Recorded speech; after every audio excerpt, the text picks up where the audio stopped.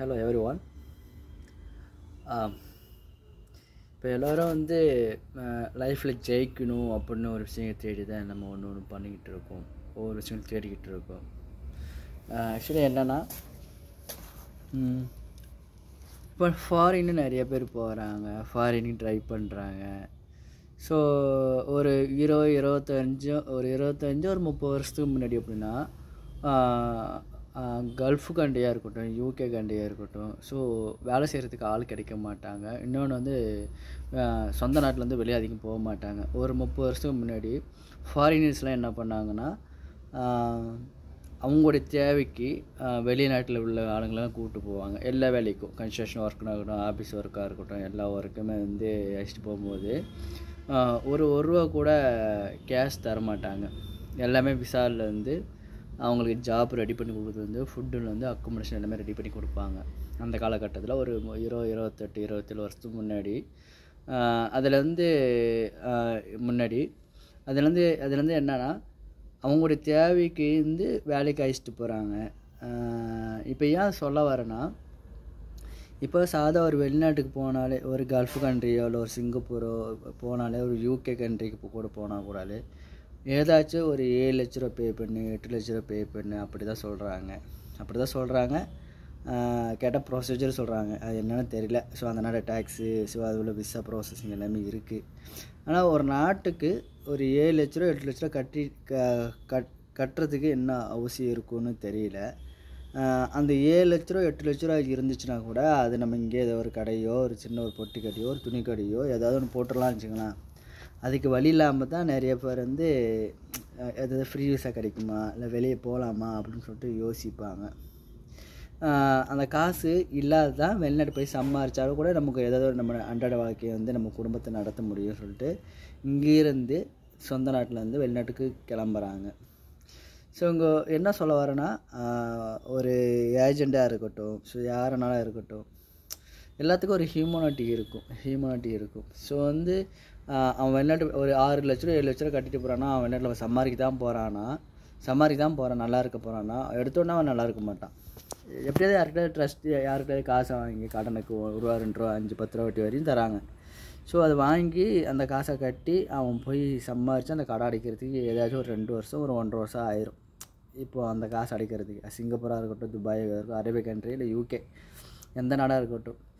So அந்த காசு இல்லாத பற்றாக்குறை தான் எல்லாத்துக்கிட்டையுமே இருக்குது. அவன் லைஃப்பில் வந்து வேறு கண்ட்ரிக்கு போனால் லைஃப்பை ஜெயிச்சிருவான் ஒரு எண்ணத்தோடு தான் அவன் வந்து நமக்கு யாராவது ஹெல்ப் பண்ண மாட்டாங்களா அப்படின்னு ஒரு ஏக்கம் இருக்கும். ஸோ இங்கே உள்ள என்கிட்ட நிறைய ஏஜென்ட்ஸ்லாம் நிறைய இருக்காங்க. அவங்களுடைய ஃபீஸ்லாம் வாய் திறந்தாலே 5 லட்ச ரூபா கட்டு, 6 லட்ச ரூபா கட்டு. ஸோ எங்ககிட்ட குரூப்லாம் இருக்குது, நிறைய ஒரு 9-15 குரூப்பு இருக்குது. ஃபாரின் குரூப்பு கொஞ்சம் ட்ரஸ்டான குரூப்பு தான். அந்த 7 லட்ச ரூபா 8 லட்ச ரூபா கட்ட சொன்னாங்கன்னா, அதை கட்டுறதுக்கு வழி இல்லாமல் தானே நம்ம ஃபாரினில் போய்ட்டு நம்ம லைஃப்பை ரன் பண்ணலாம் சொல்லிட்டு இருக்காங்க. இங்கே ஒரு 12 ஹவர்ஸ் நான் ஒர்க் பண்ணுறேன்னா, 12 ஹவர்ஸோடைய என்னுடைய எஃபர்ட்டு என்னை மட்டும் தான் காப்பாற்ற முடியாது, என் ஃபேமிலியை காப்பாற்ற முடியாது. ஏதோ ஒரு லைஃப் வாழ்கிறோம், தூங்குகிறோம், அன்றைக்கி வேலைக்கு போகிறோம், ஸோ சாப்பிட்றோம், ஸோ அன்றைக்கி நேரத்தை வந்து நம்ம முடிக்கிறோம், கழிக்கிறோம், ஸோ எல்லாமே பண்ணுறோம். ஸோ வந்து எல்லாத்துக்குமே கமிட்மெண்ட் இருக்குது. அந்த கமிட்மெண்ட்டு எப்படின்னா, நம்ம வெளியே போனால் நமக்கு ஏதாவது ஒரு வகையில் நமக்கு இல்லைனாலும் நம்ம பையனுக்கோ இல்லை நம்ம ஃபேமிலிக்கோ நம்ம அம்மா அப்பாவுக்கோ ஸோ நம்மளால் எதாவது செய்ய முடியும்னு ஒரு ஏக்கத்தோடு தான் நம்ம வெளியே கிளம்புறது. அதான் நம்ம ஏதாவது ஒரு வீடு கட்டிட மாட்டோமா, ஒரு மனுஷனாக பிறந்தா என்ன வேணும், தங்குறதுக்கு இடமும், உடுத்துறதுக்கு உடையும், உண்றதுக்கு சாப்பாடும். ஸோ அது மாதிரி விஷயங்கள் தான் நம்ம மனுஷனுடைய வாழ்க்கை.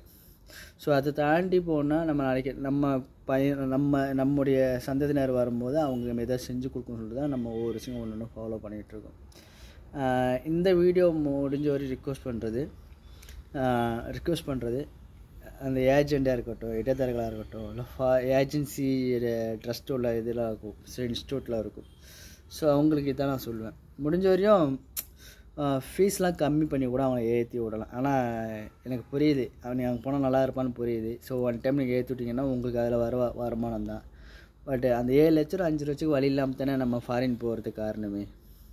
அந்த காசு கூட சாதாரண ஒரு காசு கூட நம்ம கையில் இல்லாமதுக்கு காரணம்னா நம்ம நாட்டோடைய பொருளாதார ரீதியாக அப்படி தான். ஸோ எப்படியும் ஒருத்தர் வெளிநாடு போகிறான்னா 5 லட்ச ரூபா 10 லட்ச ரூபா கட்டி தான் போவான்.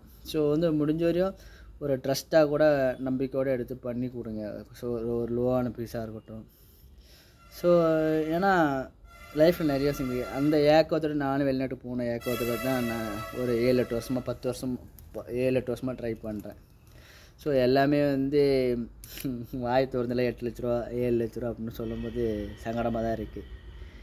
எனக்கு ஒன்றும் புரியல. இங்கே நிறைய வெப்சைட் இருக்குது, ஜாப் ஸ்ட்ரீட் இருக்குது, ஜாப் சோரா இருக்குது, நாக்ரிட் ஆப்ஸில் இருக்குது, இன்டீட் நிறையா இருக்குது. ஸோ நிறைய வேக்கன்சி நிறையா வருது. ஸோ நிறைய வெப்சைட் இருக்குது. பட் அவங்களும் டேரெக்டாக இன்னும் ஒர்க் ஃபார் விசா எல்லாம் வந்தால் அப்ளை பண்ணால் கூட அவங்க டேரெக்டாக ஒரு நம்பிக்கையான ஆள் இல்லை. ஸோ அந்த பாஸ் உங்ககிட்ட இருக்கிறதால தான் நீங்கள் அழகாக அப்ளை பண்ணி உங்களுக்கு அந்த ஒரு நம்பிக்கையோட உங்ககிட்ட அவங்க கான்டாக்ட் பண்ணுறாங்க.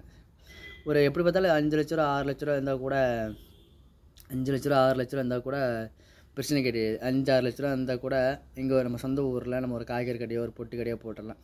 ஸோ அப்படி தான் அங்கே ஏஜென்ட்டுக்காரங்க தான் ஏஜென்ட்டு உள்ள நபர் தான் இன்ஸ்டியூட்டில் நபர் தான் காசு 7 லட்சம் வச்சுருக்காங்கன்னா நம்ம தெரிஞ்ச நபரே நம்மளை ஏமாத்துறதுக்கு பார்க்குறாங்க. அப்படியே ஒருத்தன் தெரிஞ்ச நபர் நம்ம கேட்டால் கூட யோசிப்பாங்க, உங்களுக்கு நம்ம என்ன ஹெல்ப் பண்ணுறது, நமக்கு இதுலேருந்து நம்மக்கிட்ட என்ன ஆதாயம் கிடைக்கும் அப்படின்னு யோசிக்கிற ஊர் உலகம் இது. இங்கே எல்லாமே காசு தான். நம்ம ஒருத்தர் போய் ஹெல்ப் கேட்டு கெஞ்சி கேட்டு, ஏன்னா நம்ம லைஃப்பில் வந்து ஒவ்வொரு விஷயங்களும் ஒன்று அவ்வளோ விஷயங்கள் கடந்து போகிறோம். ஸோ அந்த கடந்து போகிற விஷயத்தில் இன்றைக்கெல்லாம் நாளைக்கு நம்ம லைஃப் நல்லா இருப்போம் ஜெயிப்போம் அப்படின்னு நினச்சிக்கிட்டா ஒவ்வொரு விஷயம் நம்ம ஒன்று பார்த்துட்ருக்கோம். இங்கே எல்லாம் சும்மாங்க அவன் வயிற்று அவன் தாங்க நேர்ப்பணும், அவன் குடும்பத்தை அவன் தாங்க பார்த்துக்கணும். அதனால எனக்கு தெரியுது என்ன தான் நம்ம வந்து எல்லாமே ஒன்றா இருந்தால் கூட அது வந்துருச்சுன்னா அதோட வேறுபாடு வேறு, குடும்பம் வேறு. ஸோ வந்து யாருமே நம்ம பார்க்க மாட்டாங்க. நம்மளை தான் பார்த்துக்கணும், நம்ம குடும்பத்தை நம்ம தான் பார்த்துக்கணும். அதான் உண்மையானது.